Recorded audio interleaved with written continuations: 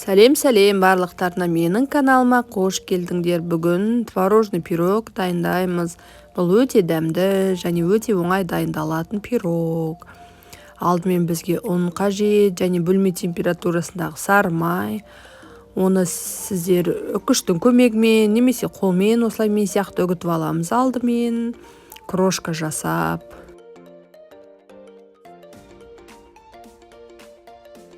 Үстіне бір шай қасық разрыхлитель қосамыз да, 2 жұмыртқаны қантқа қосып, араластырып, жақсылап қамыр елейміз.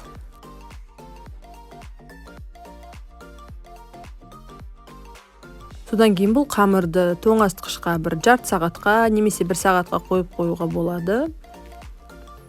Сонда қамырымыз өте жұмсақ болып шығады. Осы пирогты дайындауға кеткен ингредиенттердің барлығы описание бөлімінде жазулы болып тұрады. Достар, егер де сіздер менің каналыма әлі де тіркелмеген болсаңыздар, тіркеліп кетіңіздер және лайк басып комментарий қалдыруларыңызға болады.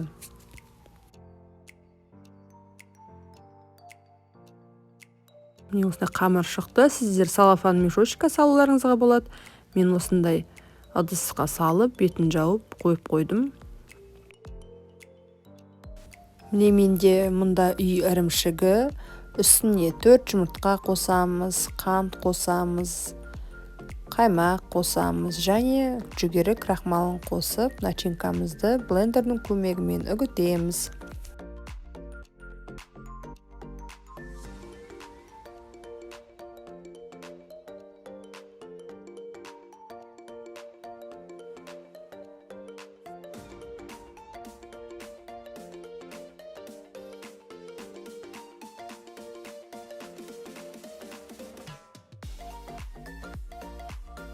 Енді тестамызды дайындаймыз. Міне менде мындай форма, қамырды осылай пергамент үстіне оқтауға боламыз және шеттеріне кішкене қамыр қалдырамыз, шеттерін толықтыру үшін.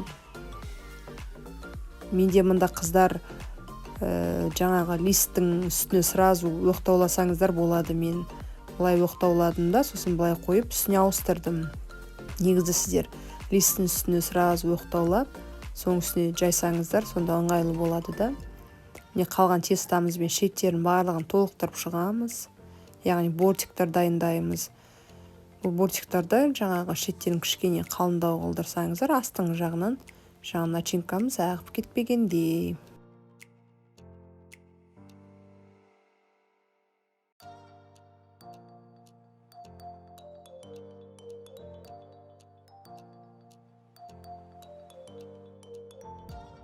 Міне осындай барлығын дайындап алдық. Енді начинкамызды саламыз, пешімізді алдын ала қыздырып аламыз. Және де 180-200 градуста 20 минуттай пісіріп аламыз алдымен. Одан кейін 180-170 градуста тағы да 20 минут пісіреміз. Мұнда мен үстіне малина қойдым. Қыздар, сіздер басқа да кез келген жидек қоюларыңызға болады. Мен алдында қысқа деп малина сақтағам. Қатырып соны қойып шықтым. Малина мен өте дәмді болады екен.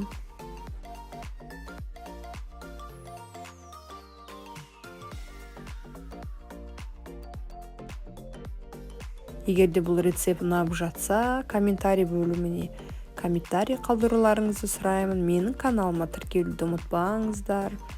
Сіздер менің каналыма тағы қандай рецепттер көргілеріңіз келеді, комментарий бөліміне жазып кетсеңіздер болады. Не біз осындай әп-әдемі, өте сондай оңай және жеңіл дайындалатын творожный пирог дайын болды. Бұл пирогты 1 сағатта толықтай суытып аламыз, сосын ғана кесеміз. Видеомны соңына дейін қарағандарыңызға өте көп рахмет. Менің каналыма тіркеліп, лайк басып комментарий қалдырсаңыздар болады. Келесі видеоларда көріскенше.